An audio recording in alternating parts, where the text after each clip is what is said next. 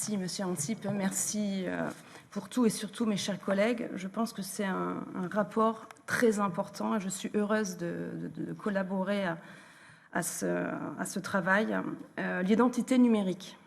Évidemment, au départ, ce sera pour notre bien, ce sera plus facile pour pouvoir payer, pour pouvoir vérifier si quelqu'un est vacciné ou pour voter. Le vote, c'est précisé dans le texte de la Commission.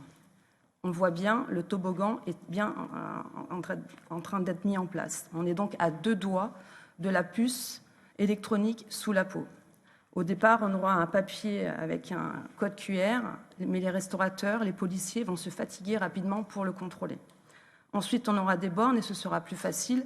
Ces bornes liront votre identité ou votre statut sanitaire sur un bracelet, une montre, sur un petit objet que vous porterez dans un sac à main, sur un code tatouage ou alors, comme je l'ai dit, sous la peau et les portes s'ouvriront. Et vous pourrez payer facilement, vous passerez à toute allure aux caisses et tout le monde trouvera super de payer sans avoir l'air finalement de payer.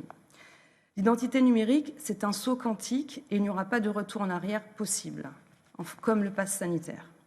Le marché des objets numériques connectés est considérable. Pour conforter la mise en place de l'identité numérique, on nous dit « on est déjà tracé par nos mobiles ». Non, le GPS, ce n'est pas assez précis, entre 1 et 10 mètres. On ne peut donc pas dire exactement qui on a rencontré et nous, ni où on est allé. Et surtout, le portable, on peut le laisser à la maison ou sinon l'éteindre.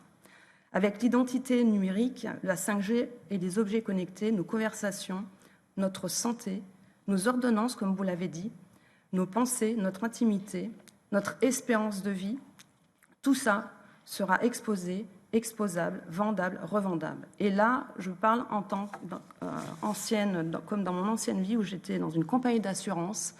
Leur rêve, c'était de savoir l'espérance de vie des gens pour leur offrir une garantie adéquate. Donc, ce qui veut dire exclure des maladies. C'est une crainte qu'il faut prendre en considération. D'ailleurs, la Commission utilise le mot de portefeuille d'identité numérique. Est-ce la fin de nos libertés? Ça sera vraiment un élément à prendre en compte pour ce règlement. Va-t-on vers un capitalisme de contrôle? C'est aussi notre question. Ce lundi, une commissaire de Bruxelles a interdit à tous les fonctionnaires d'utiliser dans tous ses discours et publications le mot « mesdames et messieurs » pour ne pas exclure ni rendre les personnes intersexes invisibles. C'est intéressant de noter que la Commission veut que l'identité numérique soit constante toute la vie, mais finalement pas l'identité sexuelle. Donc pour nous, des questions sur lesquelles nous irons de l'avant, ce sera en termes de souveraineté. Quels sont les acteurs européens qui ont aujourd'hui la capacité de fournir ce type d'identité pour éviter que nos datas se baladent à l'autre bout du monde et, comme je l'ai dit, soient repris par des entreprises privées pour exclure certaines garanties et discriminer certaines personnes, et aussi concernant les failles de ce système d'identification. Je note que la Commission prévoit dans sa page 60 que les mesures de prévention des fraudes existantes applicables à la Commission couvriront les crédits supplémentaires nécessaires. En clair, on sait déjà qu'il va y avoir des fraudes et les amendes financeront les postes de fonctionnaires nécessaires. Donc pour une question plus précise, parlons-nous des grandes fuites de données personnelles récentes. Je vous remercie.